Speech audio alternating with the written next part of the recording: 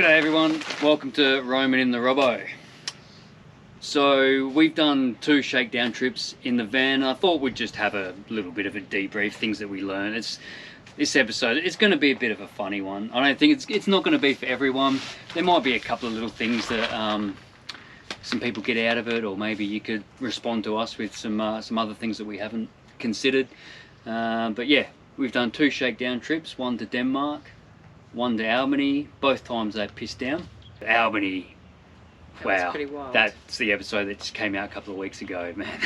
That was crazy. It chucked it down. That was insane. But the van held up well. Yeah.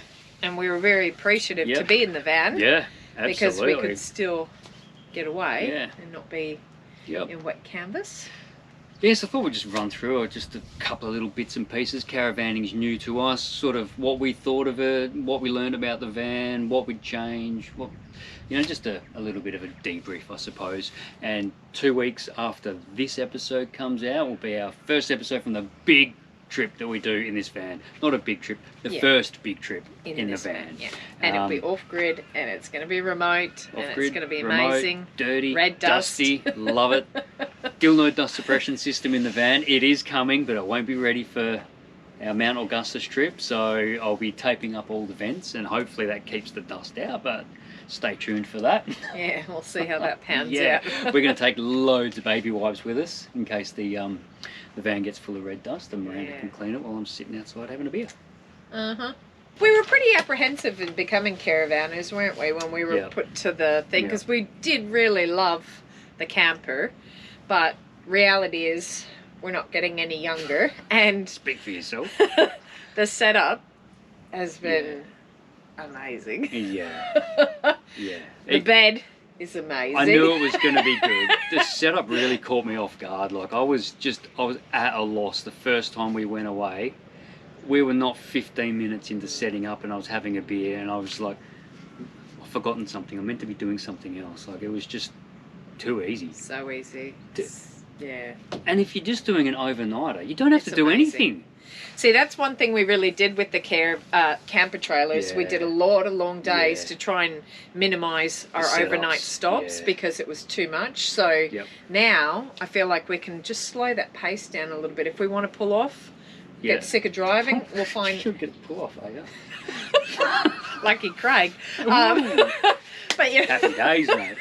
If we feel like we've had enough, we don't have to really worry, because, I mean, you just can pull in for the night and have your dinner, go to bed and take off early the next morning. So that's really something I've enjoyed. When we did our big trips, 4.5 months on the road, we were on the go every roughly 3 days. So we were setting up the camper trailer every 3 nights. And there was a stint there where we set it up every night for, I think it was 4 nights in a row. I think it was by the end of it, we were all over it. We're all just a little bit tired and just want to get set up for the night. We'll have an early night probably and get up early and get ourselves to Mataranka, and then we can be settled there for a few nights, which will be nice, because now this is our 3rd overnight stop. It starts to wear a bit thin with setting up and packing down. We were doing like 800 Ks a day, 4 days in a row just to get somewhere, and it's not hard work, but it was tiring and exhausting. Just to pull up and open the door and be done. Like, you don't even have to do anything else. You don't have to get any tables outside if you don't want, or nothing.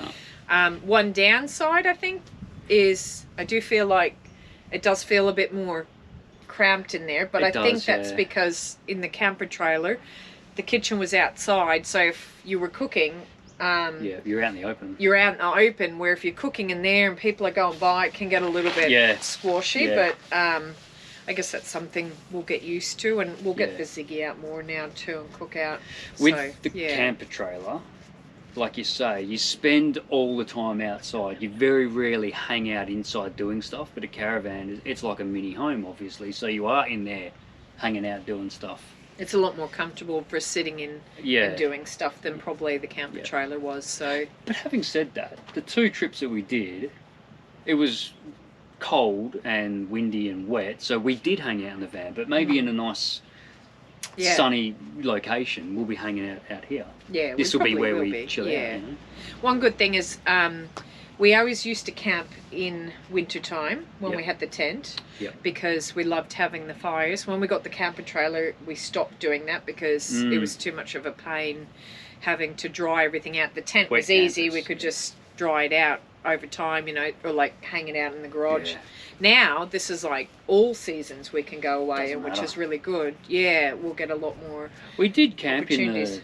camper trailer in winter, but we did find ourselves going, oh, it's really rainy this weekend, we're not going. Yeah, it really limited Yeah. when we wanted to go. That's only because of us. Like, you can still do it, and we have done it, Yeah, oh yeah, absolutely. But then it was another setup when we got home to dry everything to out. dry Yeah. everything out, and then that had to stay on the driveway open while it was drying out, and then you had, so it was an extra pack up, pack down, Yeah. and it just, so because of that we got put Extra off. pack up, pack down. So it kind of put us off a little bit, but now it doesn't matter. Doesn't You matter. don't even, well, we didn't check the weather when we went to Albany, and that's how we ended up in a torrential Yeah, storm. But 100 k an hour winds. but that's okay. We were fine. If you are in 100 k hour winds with a caravan, my suggestion is to put the stabilised legs down, because it was rocking about. Yeah. Yeah. But, anyway. But yeah, we hadn't even considered the weather because it doesn't matter. So No. there's No. a lot of ticks for the caravan. Absolutely. Yeah, absolutely, lots of ticks. Yep. I think the next big thing we'll see how it is off road. Yeah. Like really getting it out. Like with the Robo, you just kind of just didn't even think. Well, Mark 1, you didn't think Robo about Mark it 1. because it just went where you went. It but was this will robust Yeah. and set up for off-road travel. That camper trailer, it's awesome. We took that to so many places, and that boggy hole track, like that was a full drive track we took the camper on. Which you're wouldn't- not supposed to. You're not supposed to. I wouldn't do that with an off-road caravan, but I am Yeah. really interested to see how it handles on corrugations and ruts and all that sort of stuff. Yeah. Yeah. Yeah, it'll be interesting Yeah. actually to see. Yeah. Another thing I guess I learned, it is a lot bigger and heavier and more cumbersome, and you definitely know it's there when you're towing it. When we went to Denmark, we took Denmarker Road, which is really narrow and really windy, and it's quite rough in spots, and it was raining as well. But yeah, I was a little, not nervous, I was a little bit I was really paying attention to what I was doing, I guess I could say. I mean, you're meant to pay attention when you drive anyway, but Yeah, I'd like to hope so. yeah, no, it was like, oh man, this is not as straightforward as towing a camper. And you did And I didn't say expect that it to be, but you did say you didn't think you'd be able to do those really long Yeah. days with the caravan towing because it Yeah. did take a lot because more you're so mentally concentration. engaged. Yeah. Yeah. But Yeah. yeah, Mm. pros and cons. Pros and cons, swings Yeah. and roundabouts, trade-offs. Yeah. But yeah, no, it has been really pleasant. Mm. Just, and one thing I've really loved too is now we're getting ready to go for our big trip. And with the camper trailer, it was always, we had mounds of stuff everywhere till the last minute when we could shove Loaded it all in in. one, yeah. I'm just in and out of the van, you know, packing Putting it in dribs and things. drabs. Yeah, things you don't even consider to be an advantage or a benefit. Yeah, and it doesn't matter if you forget something because it's like, oh yeah, I'll take that out next trip, or, you know. Yeah, it's been so easy. I sort of just chucked everything on the bed as I thought about it, and then came out yesterday and put things away. But yeah, with the camper trailer, it was, everything had to wait till the last minute till we had everything to open it, to put it in, to, yeah, so this is way easier. Really nice. I'm really happy with that. There's a lot of things. Yeah. We've created a monster, hey? So we were off-grid for a total of 4 nights in our 2 shakedown trips. We were running the fridge off of gas. It's a 3-way fridge, so it runs off-grid off of gas.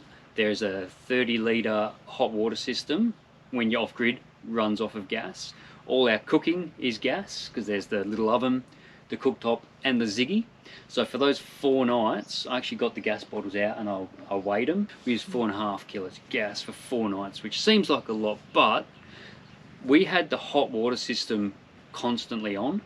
It runs on a thermostat, so it gets up the temperature, and then when it cools down, it heats back up again. I'm wondering if that's not the most efficient way to run a hot water system, to constantly have hot water available. I don't know, because maybe if we just turn it on in the evening, heat up the tank, then that's for your showers and whatnot, and then turn it off. But then obviously it cools down. Does it take more gas to heat it all the way back up to temperature? And I don't know. We'll try that out. Big experiment. Yeah. So we're on gas bottles for our house. How big are those canisters? 45 kilos. Oh, okay. Yeah, that does seem a lot because we've been here just in, what's the date? Just under 12 months. Well, yeah, in about 5 days it's been 12 months. And when we got here, there was a gas bottle left by the previous owner.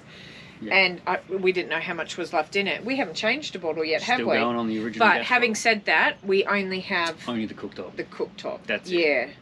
It's the only thing that runs. But yeah, for a year, like... Yeah, that surprised me. Yeah. How little gas we're using now. Yeah, that's incredible. Because we bought 2 more canisters. Because they had a special, we haven't used them. But we've also been using the barbecues off of that. Yeah, wow, okay. So yeah, that is a lot then. Yeah, it is. Wow. 220 litres of water on board. Each time we did our trip, 2 nights for each trip, we used all the water. Yeah, which we is weren't. a lot, we weren't. man. Yeah, That's no, so we were much. being a little bit. It was a bit extravagant. It was something new. It was a bit of a luxury, but yeah, the shower is amazing. Yeah, it's better than our shower in the house. It is. We've had some more work done on the shower in the house, and we've toddled out here to have a shower. And, oh, this is quite nice. You've only got 30 litres of hot water though, so you need to be first or wait for it to heat back up again. Which is probably also why we used a lot of gas. Yeah. Yeah, so 220 litres of water for a family of 4 for 2 nights is outrageous as far as I'm concerned. I'm so going to be a water Nazi when we're doing our off-grid trips. But we were doing this as a bit of a test. I was interested to see how much water we'd use. We're still having, like, we weren't standing in there having, well, I wasn't standing in there having a shower with the water running the whole time. I think maybe Miranda and Jacqueline were. No, well, yeah, you were. On the last day when I knew we were leaving, I did, because you didn't want to be carting the water back. Thank you. Yep. So in the Robo Mark 1, I think 5 or 6 nights is the most we've got off grid with 200 litres of water. So we use the water for everything: cooking, cleaning, dishes, drinking, and showering. When we do need to be stringent with our water use, we'll probably only have a shower every couple of nights. I mean, you're going to be dirty and gross anyway. And it's just a case of rinsing yourself, washing yourself, rinsing it off and getting out. So there's no standing in there luxuriating in a nice warm shower. This next, or the trip, the Mount Augustus trip's going to be a good test, because when we go up, our first stop is going to be Kew, which we can top up with water. When we get to Mount Augustus and start making our way back down, we won't have connection to water for a little bit. Like after we leave Kew, coming back down to coming back home, after we've been to Mount Augustus, sorry, I'm not explaining that well, I think it's probably going to be about 6 nights before we get access to water. But at Mount Augustus, they do have ablution blocks, so we'll have to make sure we're using that and just keeping this for dishes and drinking. So that will be a good test. We have actually been to Mount Augustus. That was one of the first trips we did with the Robo. Mark 1. Robo I know Mark we 1. keep before we started filming our trips. Yeah. That's non-potable water. They do actually have water hookup. It's non-potable water, but I do remember filling up our Robo tanks with that water and drinking it. We could maybe get those. We've got inline filters and things anyway. And so those there's a filter under the sink for our drinking water. What are those tablets? Because we did that at Caragini too, didn't we? Yeah, sanitising tablets. Yeah. So I guess we have that option, but that could be a really good test to see.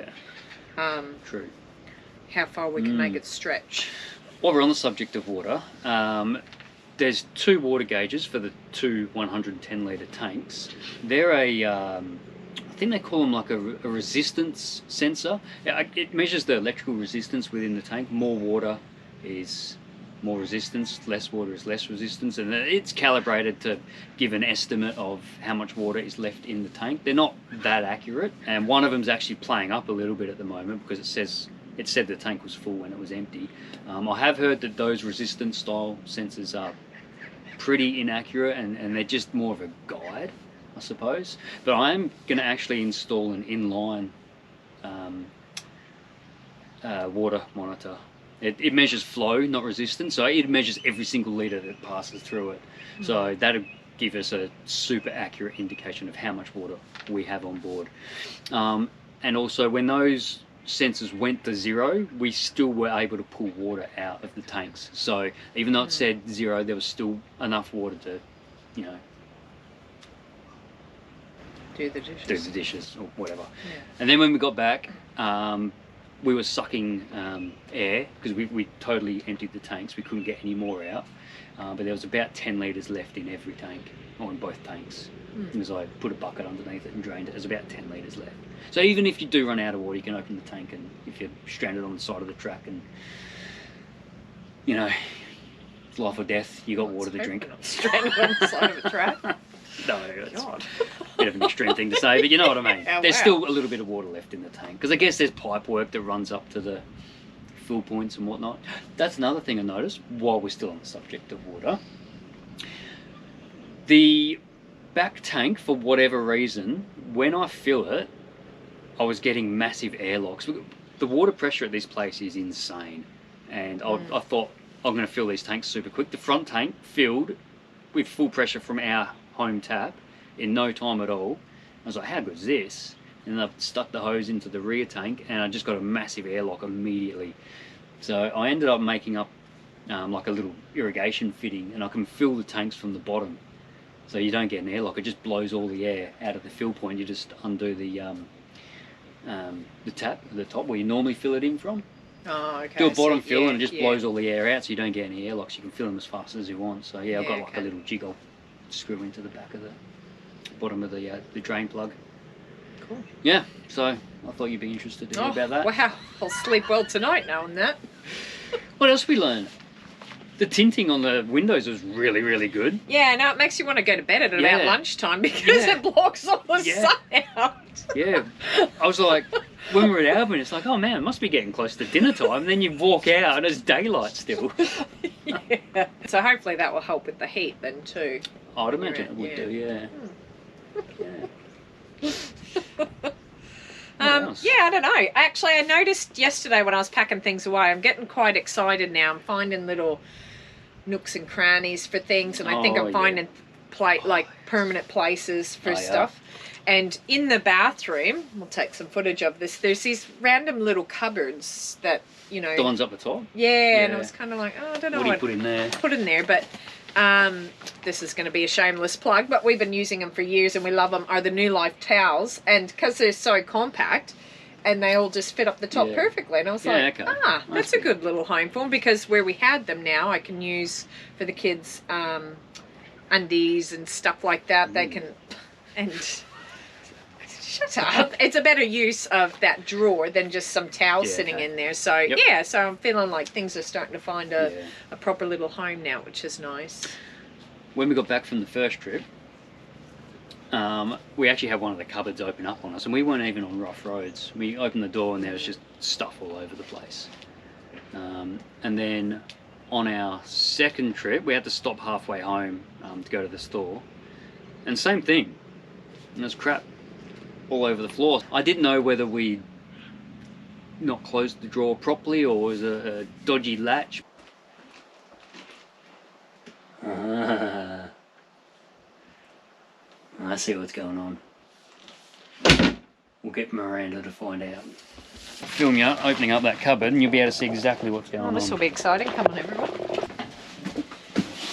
Moment of truth. Dun, da, da, da. Okay. Yep. Sorry about that. So we either need to find a new spot for all that stuff, or put some of that non-slip matting in there, because that's what's happened. It's just slid on the. Yeah. Okay. This is a funny cupboard too. It's got a step down, so it probably then falls off the top there, and does create a lot of pressure against that door, I suppose, doesn't it? Yeah. So that's all that happened there. Problem solved. Come in and I'll show you. Actually, there was another weird cupboard up here too that I didn't know what to do with. So all our little beach towels are in there, which is, I thought, a handy little spot, because they were in here, but yeah, now the kids can put their pajamas and stuff in there. And then in here, I put like, I've got little ones up there. So I thought, well, that's handy, because they're really quite, I don't know what you'd put up there. There's 4 full-size towels in that top cupboard. Well, these are the Newlyfe ones. These were just cheap Kmart ones that we had before we found the Newlyfe ones. But the kids use these ones, but they are big. Yeah. You know, not as big as these ones, but like you could still squeeze another one up there because there's still space. And yeah, how good's that? I thought that was a clever little spot for them because yeah, they're kind of odd cabinet that I don't know what else you would really put up there other than just fill it with junk.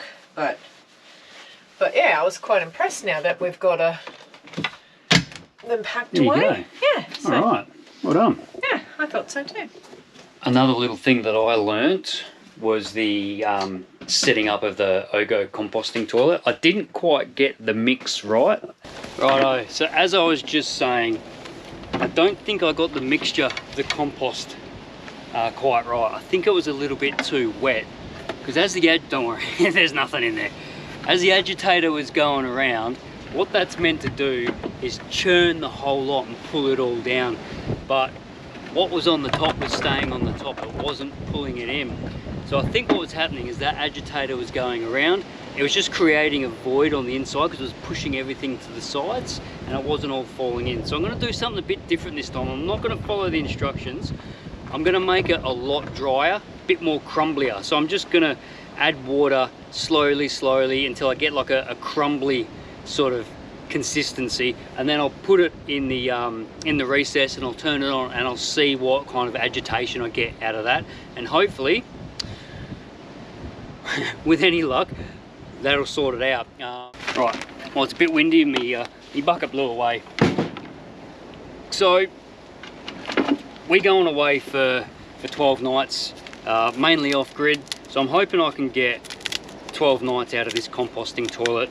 For a family of 4, that might be a little bit ambitious. I'm not really too sure. It all depends on how much you use the toilet, I suppose. But with any luck, like I say, I won't have to mix up another batch while we're off on our little trip. So I think what I'll do is I'll just put a little bit in at a time.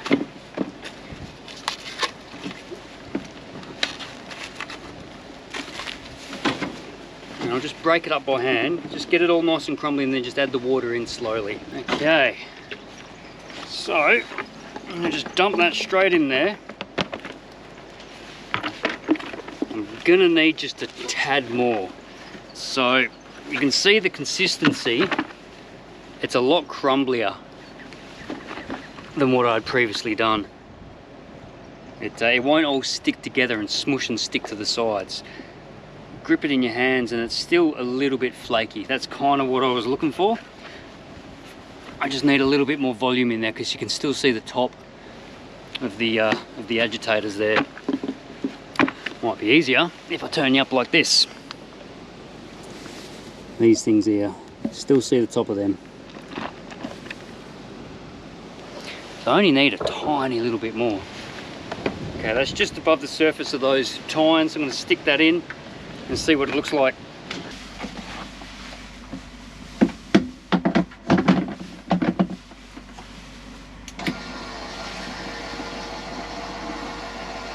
Yeah, that looks heaps better, hey.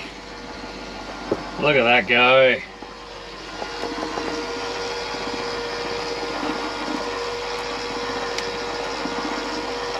That looks much better than what we previously had. Okay, well, we'll wait and see, eh? And that reminds me, actually, I've got something else to show that I learned. I'll bring it out with me now. Anyone who's a regular to the channel knows how addicted to coffee I am. I can't actually make a coffee first thing in the morning without waking everybody, so I just got myself one of these little jobbies. And that'll live in the back of the cruiser. Cool. Yep. Cruiser cafe, so I can get up nice and early before everybody else and still make my coffee. Very That's good, that, I like that. Yeah. So you just change that bottom bit, do you? Yeah. Nice. Nothing, nothing exciting really. It's just a butane canister that's disposable. Yeah. Okay. And you just get a new one. So I've got that from Anaconda. Yeah. Okay. And that'll be how I make my coffees in the morning without waking everyone. Yeah, good, eh? Yeah, it's really good. I like that. Do we have the weight limit for that? When it comes to coffee, I don't care if we're overweight. Oh. So yeah, just the initial thoughts. Initial thoughts on it. Yeah. I was going to say we're pretty happy. We're very happy with the setup. We're loving the different style of travel now and the ease of the travel. I have also learned that the setup of the awning is an absolute pleasure. Yeah, we thought, oh, we'll sit outside and do this, and it took 2 seconds to roll the awning out. It's really Craig good. would still be cursing and fighting with the other one. We'd all have to be out here holding the poles up. But no, it's yeah. Yeah, no, it's really good. I understand why people blow a lot of money on them. Yeah, that's the only downside, I think, is the cost. Huge disadvantage of caravanning is they're expensive. But a lot goes into it, I suppose. Yeah.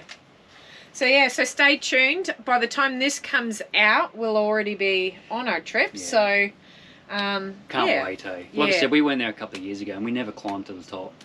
The kids were little. Yeah, well, the kids were little, and we went in April, so it was really quite hot. Yeah.